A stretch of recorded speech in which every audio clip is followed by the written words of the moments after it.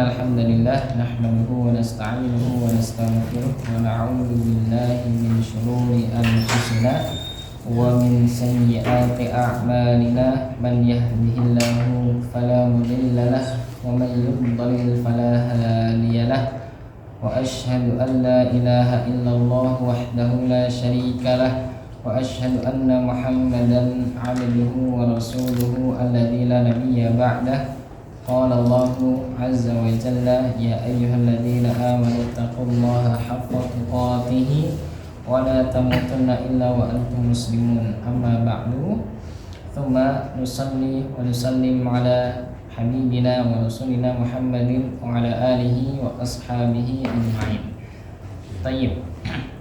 Bapak-bapak sekalian yang senantiasa dimuliakan Allah Subhanahu wa taala. Alhamdulillah hari ini kita bisa berkumpul lagi dengan izin dan nikmatnya Allah Subhanahu wa taala pada majelis yang mulia. Dan kemarin kita telah menyelesaikan pembahasan makharijul huruf, ya, yakni tempat-tempat keluarnya huruf hijaiyah yang jumlahnya kemarin ada 5 makhraj secara umum atau secara global, ya. Kemarin kita sudah bahas juga per tempat-tempatnya dan huruf-hurufnya. Sebetulnya selanjutnya harusnya kita belajar tentang masalah sifat-sifat. Tapi kita akan ulang sekali lagi, ya. Kita akan tahsin satu persatu nanti huruf-hurufnya, dan juga bapak-bapak sekalian akan lebih mengena, ya, tentang masalah makharijul huruf ini, yakni hamzah tempatnya di mana, huruf shin tempatnya di mana, huruf sin bunyinya seperti apa, huruf dhad sifat khususnya apa, dan sebagainya. Insyaallah taala akan kita bahas pada pertemuan ini dan pertemuan yang akan selanjutnya. Baik, kita ulang sekali lagi jamaah sekalian yang senantiasa dirahmati Allah Subhanahu wa taala.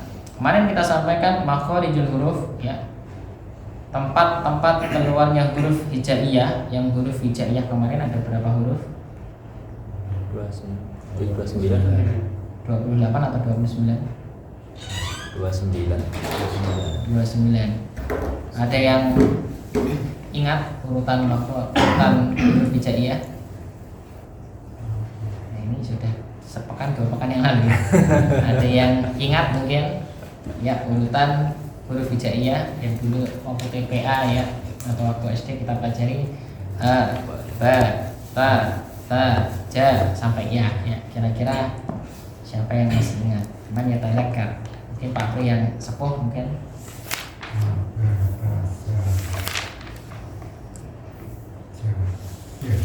Baik, lanjutkan Pak Pri.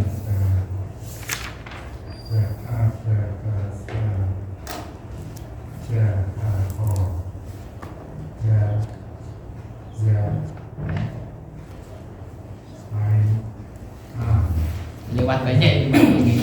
Nah, mungkin yang lain ada yang ingat, mungkin Mas Alvin yang masih muda ini. Abada saja akoda roza syasha sodo rodo Ago ako kalamana wahaya. Toyib, ya, itu dia. Jumlahnya ada 28, ya. Adapun 29 itu namanya ada tambahan alif, ya. Asalnya huruf hijaiyah itu ada 28 ditambah 1 alif, ya. Tapi alif itu tidak bisa dibaca, ya. Bukan hamzah nih, bukan a, tapi alif yang tegak itu. Huruf tegak itu tidak bisa dibaca kecuali ada huruf sebelumnya. Fa, apalagi o, ro. Tapi kalau alif sendiri bisa dibaca? Tidak bisa dibaca. Adanya hamzah baru bisa dibaca. Baik. Itu kemarin, ya. Jadi huruf hijaiyah jumlahnya ada 29, ya. Kita ikuti kitab ini ada 29 dan 5 makharijul huruf secara umum. Yang pertama ada rongga mulut, tenggorokan, lidah, 2 bibir dan rongga hidung. Baik, ya. Yang pertama al-jauf, ya, ini atau rongga mulut. Kemarin kita sampaikan rongga mulut, ya, ini tempat keluarnya apa? Kemarin rongga mulut dari tenggorokan sampai ya, baik. Ini huruf mad, ya. A, I, U. Rongga mulut itu mulainya dari tenggorokan sampai 2 bibir. A, I, U. Ya, ini tempat keluarnya 3 huruf mat. Insya Allah nggak ada masalah di sini. Mungkin yang perlu disampaikan di sini bahwasanya cara membaca alif, ya, baca A, I, U tidak boleh melebar. A nggak boleh, I, O nggak boleh, ya. Dan yang kedua bahwasanya huruf-huruf ini tidak ada yang bunyinya E atau bunyinya O, tidak ada, ya. Alhamdulillahi Rabbil Alamin. A, I, U adanya hanya A, I, U. Huruf E tidak ada. Alhamdulillahi Rabbil Alamin. Min tidak ada. Atau huruf O juga tidak ada. Alhamdulillahi Rabbil Alamin. Alhamdulillah tidak ada, ya. Dan juga huruf-huruf tebal itu bukan huruf O. Misal huruf Ro itu bukan huruf O, ya, bukan huruf O, tapi huruf fathah sama. A, Ro, So, Do, ya. Mangapnya sama, ya. Jadi huruf hijaiyah tidak ada yang bunyinya O, ya. Keliru, ya, mungkin guru-guru tema kita. Ro itu O, bukan O, tapi tebal. Mangapnya sama seperti huruf lain. A, Kho, So, Sa, To, Lo, ya. Jadi tidak boleh O, monyong atau O tidak ada, ya. Dalam huruf hijaiyah yang ada cuma A, I, U, ya. Atau namanya alif, kemudian ya, dan juga wawu. Baik, itu rongga mulut. Insya Allah tidak ada masalah, ya.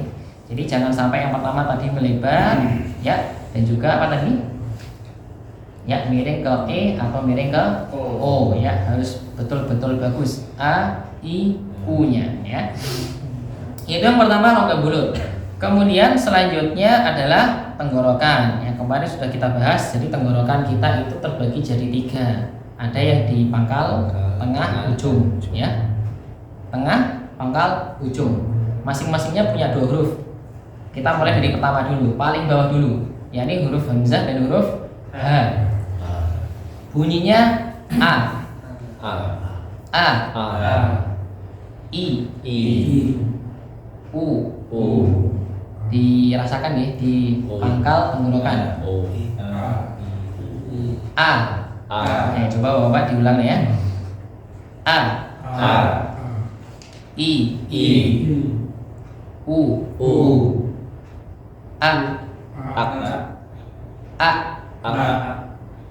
I. U. A.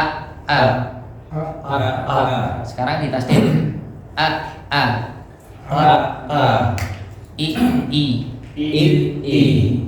U. Baik, tidak ada masalah tentang hamzah ini ya. Yang jelas hamzah ini tempatnya ada di pangkal tenggorokan. Insya Allah semuanya bisa ya. Kemudian sekarang H. Ya, ini yang mungkin iltibas dengan H ya. Huruf H. H ini tempatnya juga di sini ya. Tempatnya di pangkal tenggorokan, bukan di dada. Bukan ya. Bukan di dada tapi di sini. H. Cuma dia punya sifat apa namanya? Berat kemarin. H. Jadi seumpama kita habis lari-lari olahraga, kita ngos-ngosan itu suara H.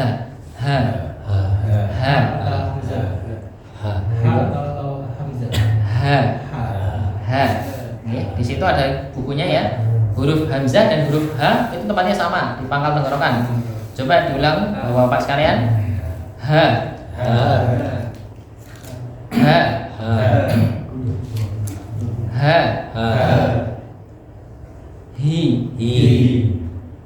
Hu. Ingat ya, diberi apa namanya? Diberi dijelaskan haknya. Jangan sampai bukan, tapi beban saja. I. U.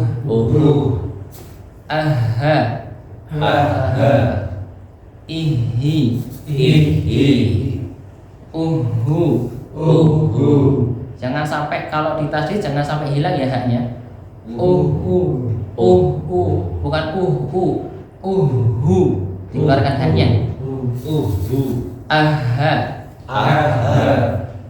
ihi, uhu. Coba bagian apa namanya selatan, Mas Alvin sama Pak Sinten?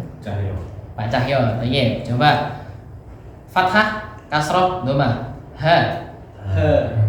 Coba dibaca. Ha. Hi. Hu. Ah. I.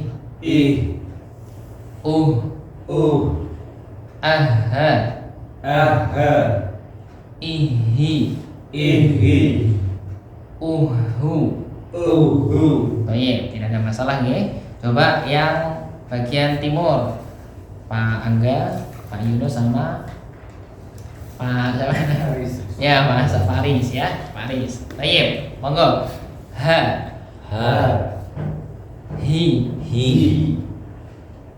Hu. Ah. Ih. Jangan sampai ada haknya, bukan ih, tapi ih. Cukup di pangkal tenggorokan. Ih. Masih ada haknya tadi. Ih. Murni murni berat suaranya, hanya berat. Jangan sampai ada suara paronya. Ha, bukan tapi ih. Aha. Ihi.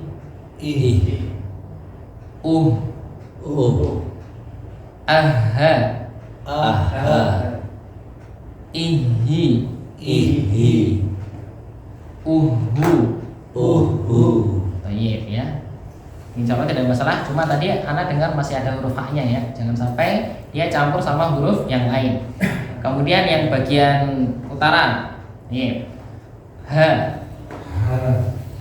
Hi. Hu. Ah. Ih. Aha.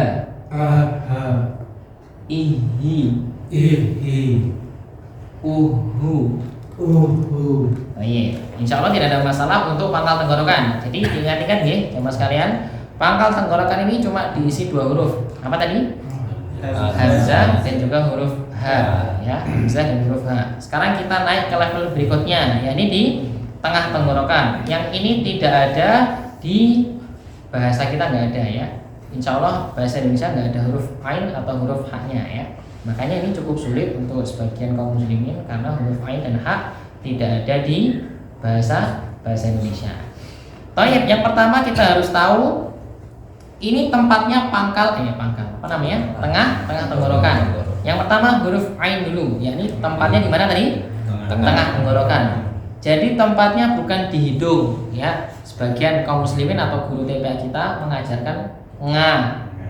Ya, bukan apa namanya? Bukan nga. Bukan ya. Tapi tengah tenggorokan ya. Jadi seandainya dibaca hidungnya ditutup itu pasti bunyi ya. Pasti bunyi. Tapi kalau ditutup ternyata masih nggak bunyi, nah berarti itu keliru ya. Jadi huruf ain bukan di mana tadi? Bukan di hidung, tapi tempatnya di tengah tenggorokan ya. Bunyinya ya, sekedarnya ai, au, di apa namanya? Disukun ya.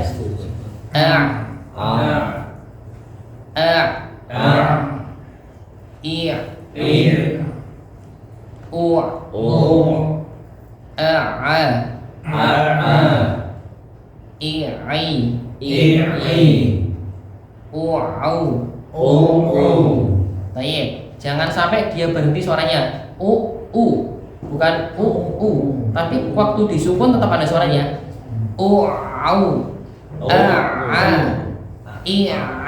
ya, jangan sampai berhenti. Sebagian kaum muslimin berhenti itu keliru ya.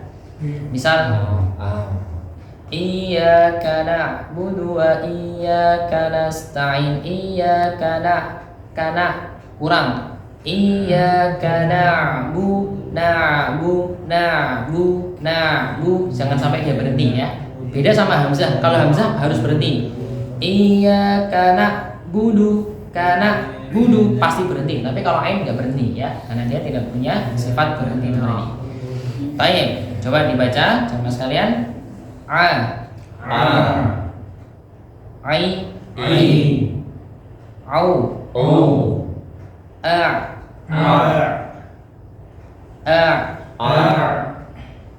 i, u, i, ai,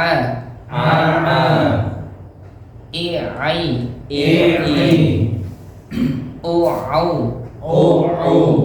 Baik, coba yang bagian selatan. I, u,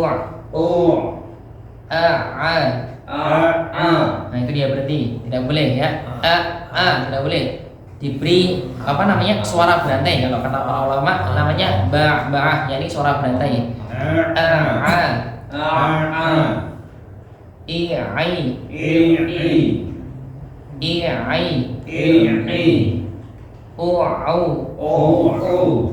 Baik, nanti dilatih nih di rumah ya ainnya.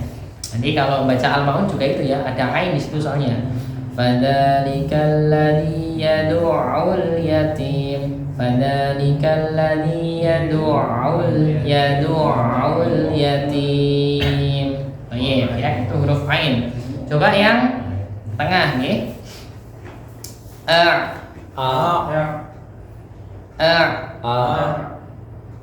Iya. Masih belum ada ainnya. Iya.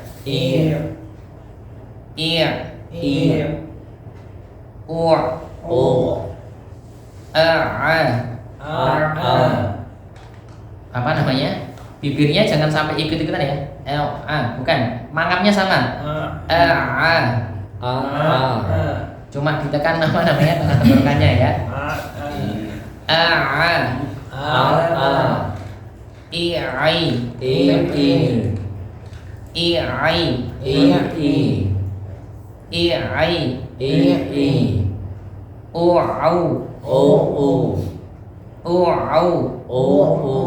Nah itu mungkin dilatih lagi ya nanti di rumah ya. Intinya ada gambaran ya tentang masalah ain ini. Ini yang pertama tempatnya tadi ya, tempatnya dan bunyinya. Coba sekarang yang utara, monggo.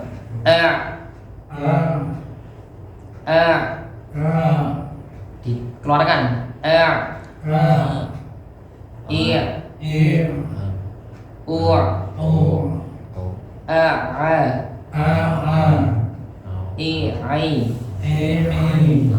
Jangan sampai jadi ya bapak-bapak sekalian. Ini hamzah di kasroh, i bukan e, bukan ai, tapi ai.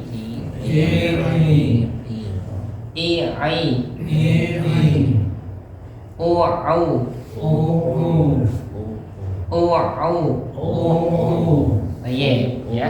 Jadi huruf ain seperti itu bapak sekalian. Yang pertama tadi makhorijul hurufnya atau makhrajnya tempatnya di mana tadi? Tengah ya, bukan di hidung, bukan nga ya, i bukan, tapi bunyinya.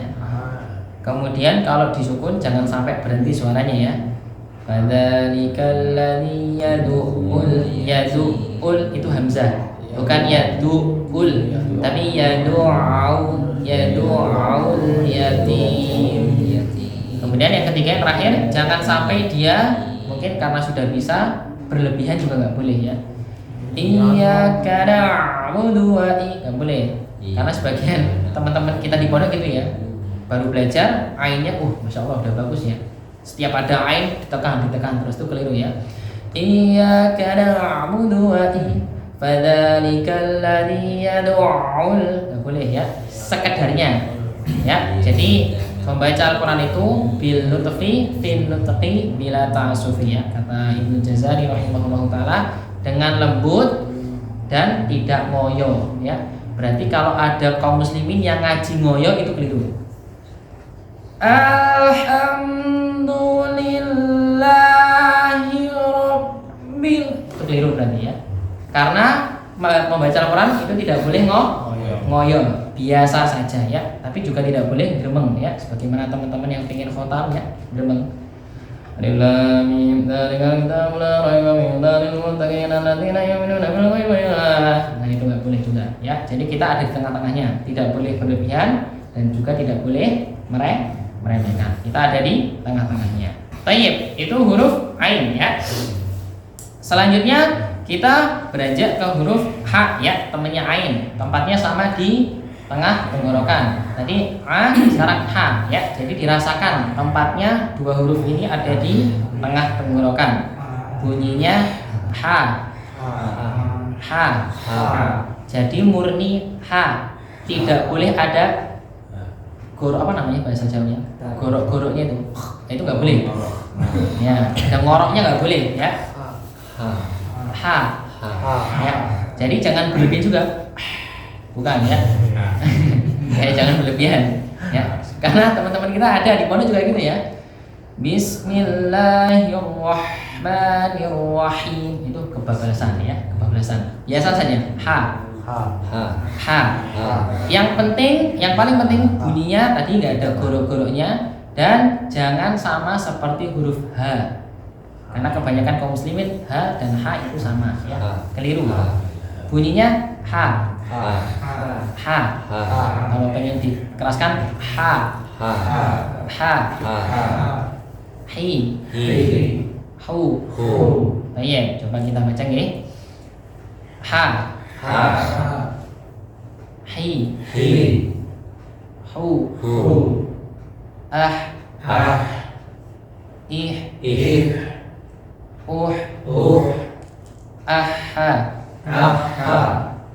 Aha. Masih ada nya. Aha. Ihi. Uhu. Masih ada nya. Ya, dirasakan di tengah tenggorokan. Uhu.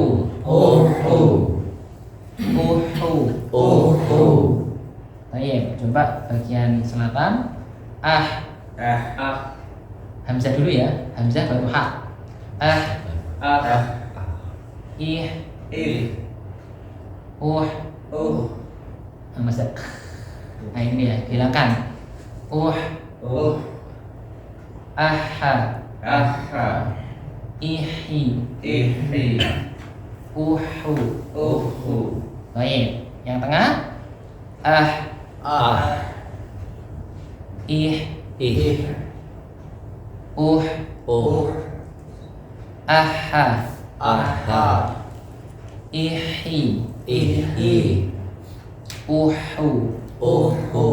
Masih ada ya.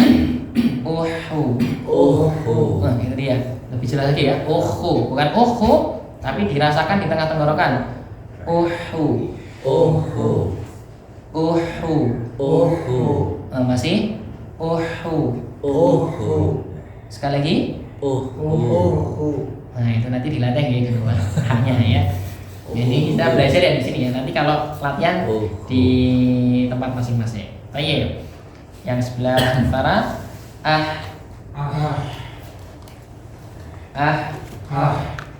masih ada ih.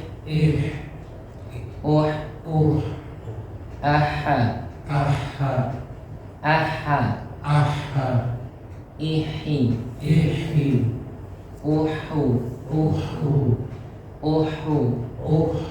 Ada ya? Ada. Dengar ya, coba sekali ya. Nah, itu masih keliru ya.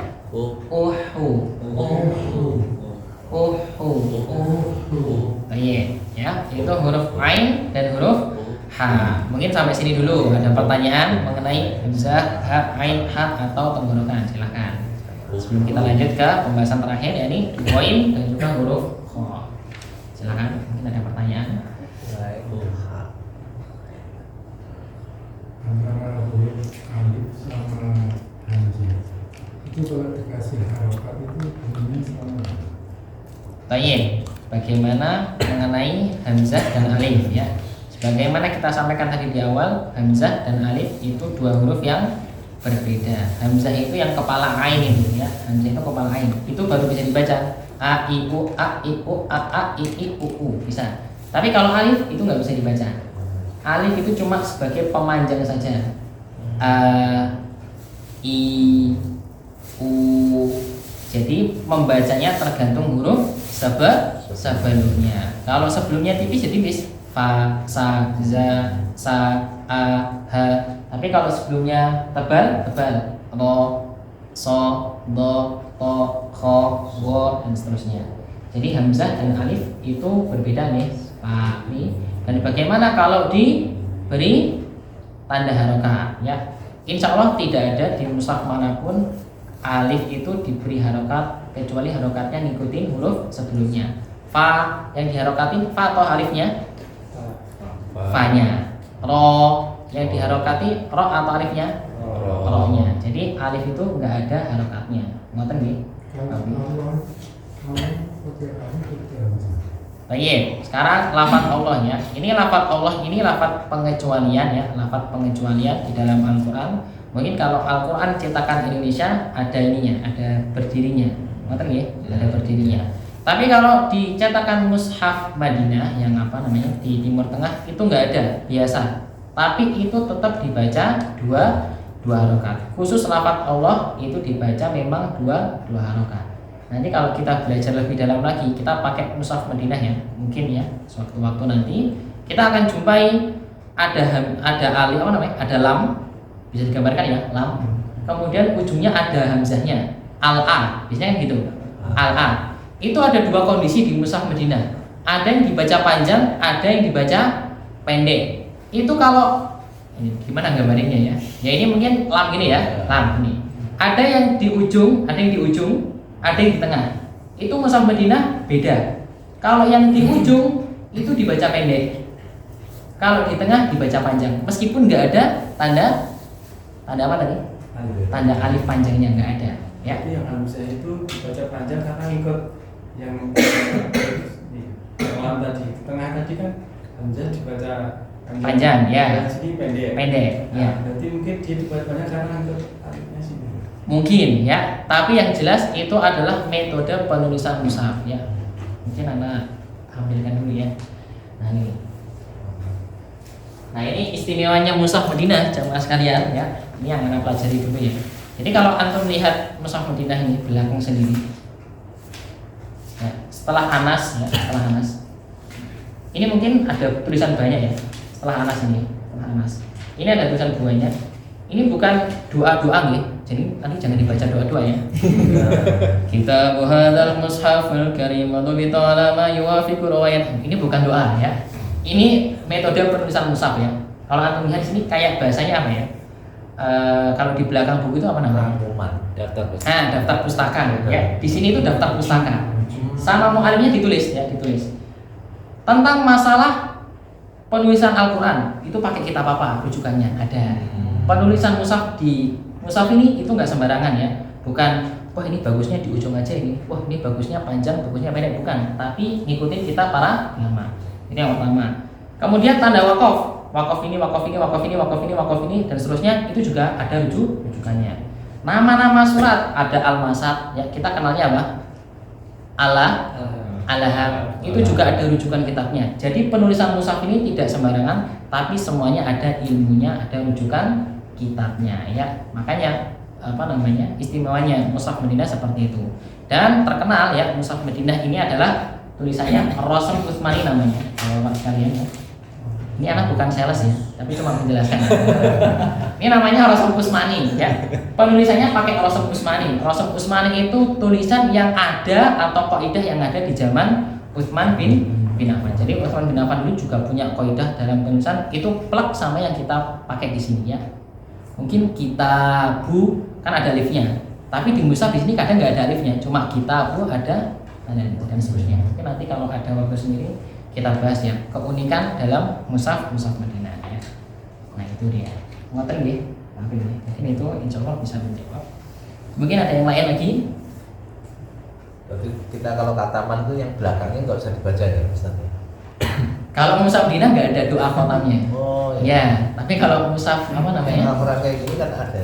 Ya itu sebetulnya tidak perlu ya, karena tidak ada ya dalil yang sahih mengenai doa khotaman Al-Quran nggak ada. Kalau selesai khotam, ya alhamdulillah ya, nanti mulai lagi dari awal. Nah, gitu. Adapun doanya, wallahu a'lam, tidak ada dalil yang sahih mengenai doa khotaman Al-Quran. Tapi kalau khotam Al-Quran syukuran itu ada dalilnya, ada atarnya. Ya, tapi syukurannya syukuran biasa ya. Ya mungkin terakhir temennya ya. Mungkin habis ini ada yang khotam, kemudian hari Kamis ini ada apa namanya bingkisan ya, silakan ya, nggak ada mengapa. Baik. Matan ya Pak Yunus. Ada lagi yang lain?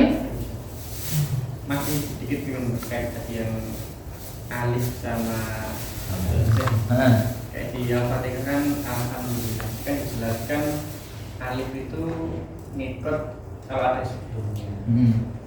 Nah ini gimana ya penjelasannya? Misalkan kita kalau misalkan alif harus ada huruf sebelum, tapi kalau alhamdulillah ini kan dari awal kan seperti itu. Kemudian yang kedua itu misalkan di Al-Baqarah ayat 2 ayat 3 Al-Ladzi itu kan awalnya tidak ada harokatnya. Nah itu seperti apa? Ada dua pertanyaan seperti itu. Oh iya, kita akan jawab ya. Simpel ini jawabannya Bapak saya. Mungkin bisa dilihat ya Al-Fatihahnya ya. Mungkin bisa dilihat Al-Fatihahnya alhamdulillah. Alhamdulillah. Itu kalau diperhatikan nggak tahu ya kalau pakai mushafnya Indonesia kurang tahu. Tapi kalau pakai mushaf Madinah ya, itu alhamdulillah itu kan ada alifnya. Itu atasnya ada kepala shad, betul nggak? Ini nggak ada ya. Nah kalau di mushaf Madinah ada kepala shadnya, itu berarti bukan alif biasa. Itu namanya hamzah wasol namanya. Ya, yang jelas alif itu yang nggak ada apa-apanya di atas itu baru alif. Tapi kalau alif ada tanda di atasnya itu berarti bukan alif. Itu ada nama lain namanya. Nah itu baru bisa dibaca kalau titik. Nah gitu dia. Ya. Soal berarti ada tanda kepala shad ini. Kepala shad ini. Itu bukan alif, tapi hamzah wasol namanya. Ngoten nggih. Berarti kalau seperti ini Berarti kayak ini bagaimana? Cara bacanya bagaimana? Maksudnya ini tetap memang secara hukum itu tetap boleh atau bagaimana? kalau ini kan Ini kan tidak ada tandanya di atasnya. Nah, baik. Ini tidak ada tandanya ya. Kalau di mushaf Indonesia pasti ada harokat fathahnya, betul nggih? Iya. Al. Nah, itu adalah salah satu ijtihad ya ulama Indonesia itu ngasih apa? Harokat fathah. Karena apa? Karena orang Indonesia gak semuanya belajar bahasa Arab. Akhirnya diberi harokat fathah. Tapi kalau di Madinah nggak ada. Kalau di Madinah nggak ada ya. Alhamdulillah itu tidak ada fathahnya. Ngoten nggih. Intinya alif itu yang tidak ada apa-apa di atasnya. Itu nggak bisa dibaca kalau nggak ada huruf sebelumnya. Tapi kalau yang ada titik atau ada apanya di atas itu berarti bukan alif. Ngoten nggih Mas Afif? Yang kedua itu Sama. Alladzina juga ada hamzah wasalnya. tapi ini cuman huruf alif tanpa harokat. Huruf alif tanpa Harokat. harokat. Iya. Iya, memang betul. Jadi cuma alif saja. Ya. Jadi Bapak sekalian, ini terakhir ya. Ya ini, nanti biar kita waktunya bisa lanjut ya. Terakhir ya. Jadi wakaf itu Bapak sekalian, angka 1, 2, 3, 4 itu di zaman Nabi nggak ada. Ya. Di zaman Nabi nggak ada. Deal nggih? Nah ini ya. Betul nggih? Nah ini. Jadi tanda wakaf itu kata Ibnu Jazari rahimahullahu taala itu asalnya nggak ada asalnya. Di zaman Nabi nggak ada, ya, nggak ada tanda wakaf ayat atau tanda wakaf shad lam, jim lam dan seterusnya nggak ada. Ya, sebagaimana saya sampaikan tadi, wakaf itu ada rujukannya. Jadi setiap ulama itu punya wakafnya sendiri punya. Sahabat juga punya wakafnya sendiri. Tergantung ya, kalau nafasnya panjang ya wakafnya segitu. Tapi kalau nafasnya pendek ya wakafnya segitu ya, tergantung sahabat atau tergantung yang baca. Tapi ternyata lama-kelamaan orang jadi bingung, ini wakaf yang bagus di mana? Wakaf yang tepat di mana? Akhirnya ulama pun berpikir keras bagaimana caranya kaum muslimin seluruh dunia itu membaca tanpa harus mikir, cuma membaca dohirnya saja. Akhirnya dibuat ayat-ayat tersebut.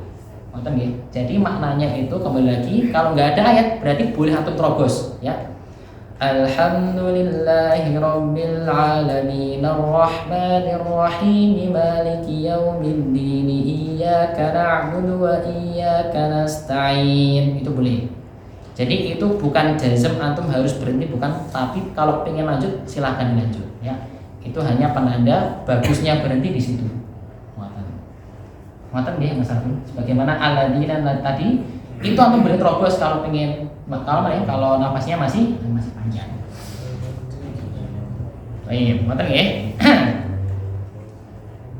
Sekarang kita lanjut lagi Bapak-bapak sekalian, terakhir nggih, yakni pembahasan tenggorokan atau al-halqu, yakni huruf ghain dan huruf kha ya.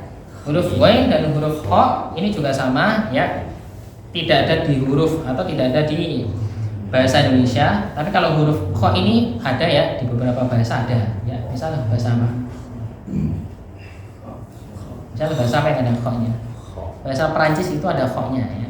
Kalau kita mendengarkan huruf bahasa Perancis itu ada kha-nya. Jadi huruf kha ini sudah ada di beberapa negara ada. Tapi ghain dan kha itu jelas tidak ada di bahasa Indonesia. Jadi huruf ghain itu bukan huruf G ya. Ghairi bukan G, tapi di pangkal tenggorokan atau di ujung tenggorokan. Go. Bunyinya go. Jadi lidahnya jangan nempel ke atas, bukan go, tapi go. Kho. Go. Baik, coba kita baca. Go. Wi. Gu. Au. Il. U. Au. Go. Il. Wi. U. Gu. Coba. Au. Il. U. Au. Go. Il. Wi. U. Gu. Yang tengah. Au. Il. Bukan jangan sampai ada ya ya. Il.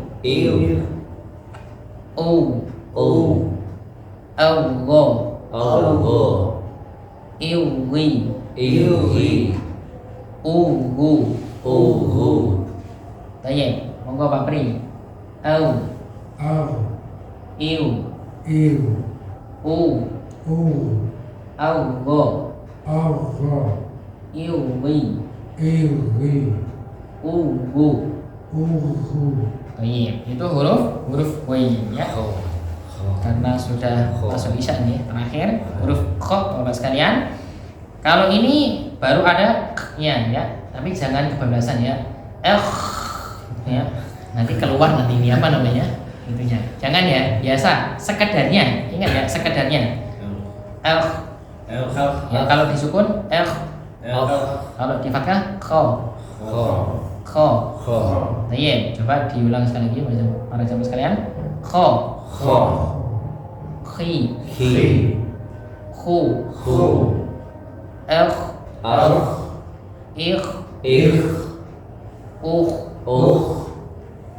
Kho. Ikhi. Ukhu. Sekali lagi. Kho. Ikhi. Ukhu. Iya, seperti itu nggih. Insyaallah pembahasan al-halqu atau tenggorokan sudah selesai. Dari pangkal tenggorokan tadi huruf apa Pak? Ini pangkal tenggorokan. Pangkal tenggorokan tadi ada dua huruf. Huruf apa Pak Pri? Nggih, baik. Hamzah dan ha. Pak Aris, di tengah tenggorokan ada huruf apa tadi? Ain sama ha. Kalau di ujung tenggorokan Pak Yunus? Ghain dan juga kho ya, bukan ko, tapi kho. Yang ada goroknya ini kho. Baik, mungkin ini saja para jamaah sekalian yang bisa kita bahas. Insyaallah akan kita lanjutkan lagi pembahasan yang panjang, yakni pembahasan lidah, karena ini paling banyak ya, huruf-huruf hijaiyah paling banyak ada di lidah. Tayyib, jazakumullahu khairan atas kehadiran dan perhatian antum semuanya. Wa barakallahu fikum. Kita tutup dengan doa kafaratul majelis. Subhanakallahumma wa bihamdika asyhadu an la ilaha illa anta astaghfiruka wa atubu ilaik. Assalamualaikum warahmatullahi wabarakatuh. Waalaikumsalam.